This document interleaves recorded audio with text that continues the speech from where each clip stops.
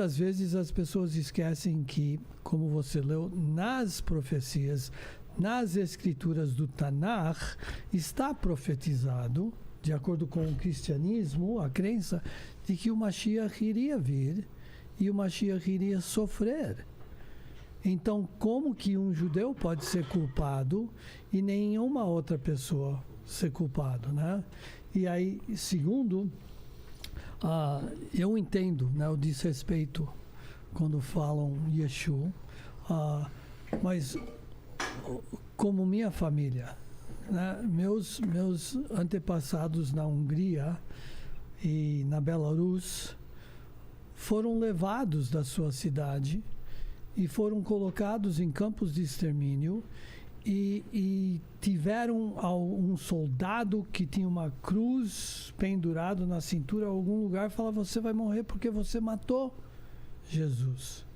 Então é difícil, como um judeu, ouvir essas palavras, sabendo que tem centenas e centenas e centenas de anos de perseguição com esta acusação. E né? genocídio. Então eu entendo, mas temos que entender também que o meu povo, né, muitos sofrem por causa do antissemitismo cristão e de muitas coisas como que foram escritas, como do Martim Lutero. Né?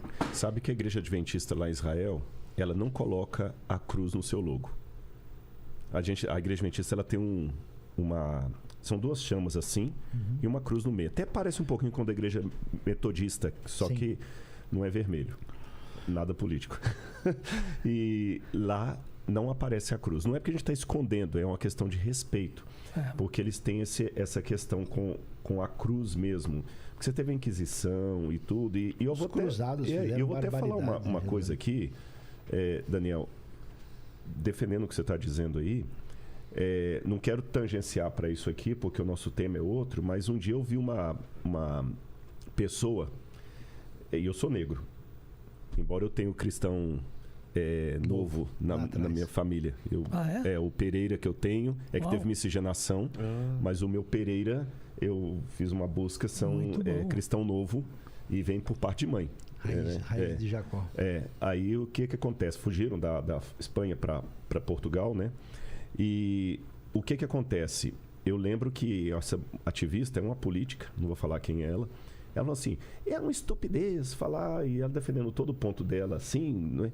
O dia que me provarem que tem um branco que sofre como o povo negro, meu povo negro, aí eu...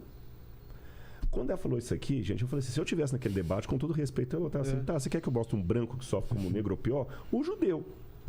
Embora tenha judeu etíope, tenha judeu, mas assim, essencialmente, os judeus são mais brancos.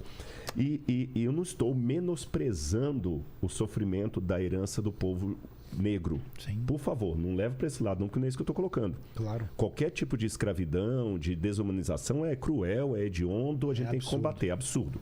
Não é isso que eu estou falando, mas eu estou falando assim, em termos históricos de quantidade, o judeu sofreu muito mais opressão e por muito mais tempo do que os negros africanos que vieram para o Brasil. 1/3 dos judeus foi eliminado na época do nazismo. Não, e o nazismo, um terço. E eu posso falar com vocês uma coisa, sem querer ser mal interpretado, o que o nazismo fez ainda foi o menor.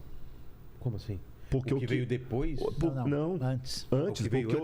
Porque o que veio antes do nazismo... Gente, a gente está falando aqui proporcionalmente, eles foram perseguidos. Hitler, a gente não estou querendo de maneira nenhuma diminuir o Hitler, mas a gente coloca muito o Hitler, o nazismo, porque ele ficou mais famoso. E foi um extermínio em massa, né? Mas em primeiro lugar aqui, o Hitler não inventou o antissemitismo, que já foi explicado o que é. O Hitler, ele apenas pegou uma propaganda que já existia na Europa, de pessoas anteriores a Hitler, e que tinham, e isso aqui é interessante, porque eu nunca vi o racismo contra os negros explicado cientificamente. ou filosoficamente. Mas o racismo contra os judeus era explicado filosoficamente e cientificamente. Como por assim? Heidegger tinha uma cadeira na Universidade de Berlim Que ele tentava explicar cientificamente. Se você olhar, Como uma tem raça publicações. inferior, como uma- publicações acadêmicas. Mas falando que era uma raça inferior? Sim, Mais do que isso. E Mostrava o filosoficamente nariz, perigosa. Uma raça tamanho da perigosa. cabeça, tamanho da orelha. Sim, sim. Eu Uma sou um tese- acadêmico. Tem um livro famoso da editora Perspectivas de Leon Poliakov chamado O Mito Ariano. Nesse livro tem toda a discussão das teorias racistas que emergiram na França, na Grã-Bretanha e na Alemanha. E muito antes de Hitler. E não somente isso, nos Estados Unidos, antes de Hitler, tinha um movimento antissemita, tinha os grandes líderes do eugenics, né? Eugenics. É. Da eugenia. De eugenia. Eugenia. E Hitler captou o que eles escreveram e ele adaptou dentro de Mein Kampf, que ele escreveu, Mein que é Kampf é o judeu. livro. Pegou Minha ideias batalha que aqui. já existiam. Intelectuais. Por isso que eu sou um acadêmico que não sou iludido com a academia. O judeu não Você era entendeu? visto como inferior, ele era visto como um elemento perverso e mau. Ah, entendi. Então é o praga seguinte, a ser- o ariano, supostamente, que seria o germânico superior, e tal, o- ele era o bondoso, altruísta que construiu o mundo. O judeu é uma praga que é corrosiva e destruidora, então não é como o africano, por exemplo, o negro tinha que ser escravizado. Não, ele tem que ser exterminado Ah, entendi. para o benefício do mundo. Por isso que eu falei. Nunca teve a ideia de se escravizar Não, o judeu, não, né? Não, tem que acabar com ele. Eles Por foram isso- escravizados lá no tempo do Egito, da Babilônia, mas mas não sob esse... não sob esse efeito. Então, quando essa mulher falou assim, mostra um branco, eu mostro os judeus.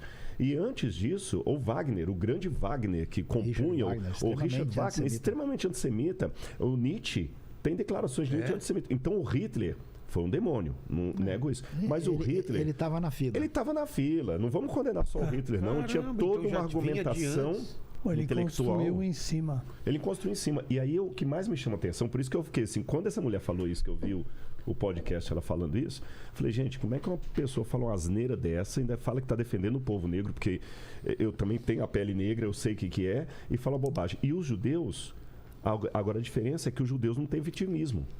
Apesar de tudo isso que eles passaram, e repito, a gente pensa muito em Hitler, mas antes dele já havia toda uma construção. Eles foram expulsos de todos os lugares que eles iam. Eles foram expulsos da Espanha, foram expulsos de Portugal, foram expulsos do Brasil. Aí, quando foram expulsos do Brasil, eles chegaram nos Estados Unidos. Sabe o que eles fizeram? Fundaram Nova York. Aí, eu que sou Vieram de negro, Recife. eu fico pensando assim...